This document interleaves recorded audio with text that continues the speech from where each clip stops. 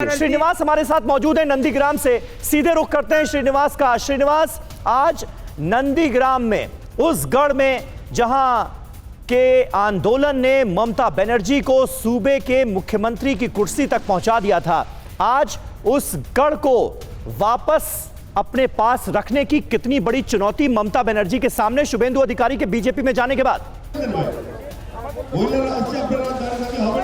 देखिए समीर, अभी मैं सुन रहा था खालिद अब्दुल्ला साहब को, वो कह रहे थे कि हम टीवी वालों ने शुभेंदु अधिकारी का हाइट बहुत बढ़ा दिया, उनका कद बहुत बढ़ा दिया। मैं आपको एक हकीकत बताता हूं, खालिद अब्दुल्ला साहब को भी मालूम होगा कि 2015 के बाद 2021 में पहली बार ममता बनर्जी नंदीग्राम आ रही हैं। 2017 में वो एक बार आई थी, लेकिन वो नंदीग्राम के अंदर नहीं आई थी, सीमा के पास से ही वापस चली गई थी। तो आप सोच सकते हैं कि शुभेंदु अधिकारी पे इस इलाके में वो कितना डिपेंडेंट थी कि जब शुभेंदु अधिकारी यहाँ थे तो ममता बनर्जी 2015 से लेके और आज की जो तारीख है 2021 बिल्कुल श्रीनिवास, लेकिन बातचीत आप जारी रखिए, साथ ही साथ हमें पीछे की तस्वीरें भी दिखाइए अपने कैमरा पर्सन के जरिए।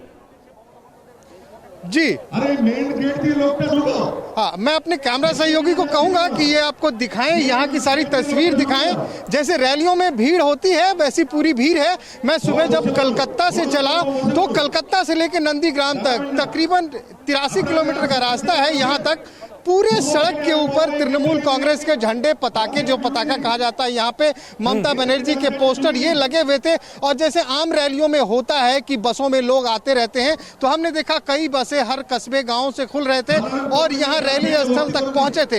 एक बड़ी खबर और दे दूं आपको कि अभी हमने ममता सरकार के मंत्री सोमेन महापात्रा से बात की और हमने सीधा पूछा कि क्या आपके पार्टी के सांसद शिशिर अधिकारी यानी कि शुभेंदु अधिकारी के पिताजी इस रैली में आएंगे, इस इलाके के हैं? तो उनका कहना था कि हम उम्मीद करते हैं कि वो आएंगे, लेकिन हमें ये खबर मिल रही है कि उनके आंख में तकलीफ है, वो नहीं आएंगे। तो एक तरह से उन्होंने ये साफ कर दिया कि अब शुभेंदु अधिकारी के पिता शिशिर अधिकारी भी यहाँ नहीं आ रहे हैं। तो सारी चीजें साफ है। और मैं आपको जमीनी हकीकत बताऊं, कहीं ना कहीं तृणमूल कांग्रेस के खेमे में जो दूसरे स्तर के नेता हैं, यानी कि ममता की बाद की जो लाइन है, उस लाइन में आपस में कहीं ना कहीं टूट दिख रही है, हर जगह पे दिख रही है। और इसी का परिणाम है कि कैलाश विजयवर्गीय दावा करते हैं कि 41 एमएलए खड़े हैं भारतीय जनता पार्टी में आने के लिए। वक्त आने पे हम देखेंगे किसको लेना है, नहीं लेना है। ठीक है, तो ठीक है श्रीनिवास, बिल्कुल बने रहे हमारे साथ। सामिक भट्टाचार्य इस वक्त मौजूद हैं, भारतीय जनता पार्टी के स्पोक्स पर्सन हैं।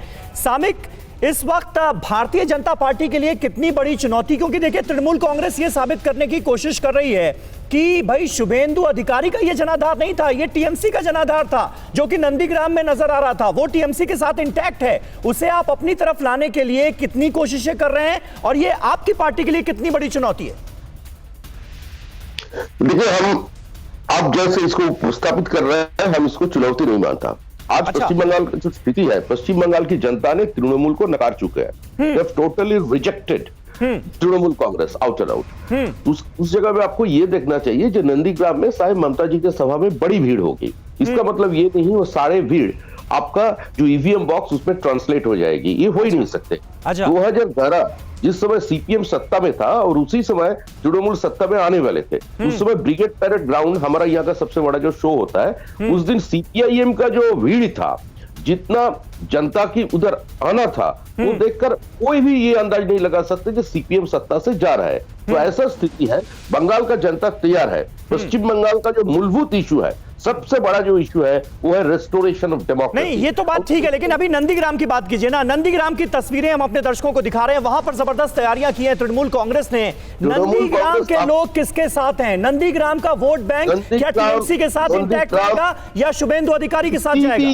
पश्चिम बंगाल में किसी भी जगह पर सीपीएम का वोट, सीपीएम या तृणमूल कांग्रेस का वोट बैंक इंटैक्ट नहीं है। हम फिर भी बोल रहा हूं, मतलब शुभेंदु अधिकारी आपके पास आ गए तो नंदीग्राम आपके खाते में चला गया, आप ये मानकर चल रहे हैं? नहीं, शुभेंदु आने से तो बड़ा लाभ हुआ उसका योगदान से, इसमें कोई दो राय नहीं है। लेकिन पश्चिम बंगाल के हर कोने में, कुछ बिहार से काकद्वीप तक, तृणमूल का जो वोट बैंक था वो तृणमूल का साथ नहीं है। आज सीपीएम का सभा है, माफ करिए, सीएम का सभा है, तो सीएम का सभा में पूरा मिदनापुर से, पश्चिम मिदनापुर से, हावड़ा का एक पार्ट से, चारों तरफ से लोगों को इकट्ठा करके ये दिखाना चाह रहा है ठीक है, कांग्रेस। इसका जवाब तो खालिद अब्दुल्ला साहब देंगे कि कहां से लोगों को इकट्ठा करके लाया जा रहा है, जैसा कि आप कह रहे हैं। फिक्र आपकी, सोमवार से शुक्रवार रात 9 बजे सिर्फ TV9 भारतवर्ष पर।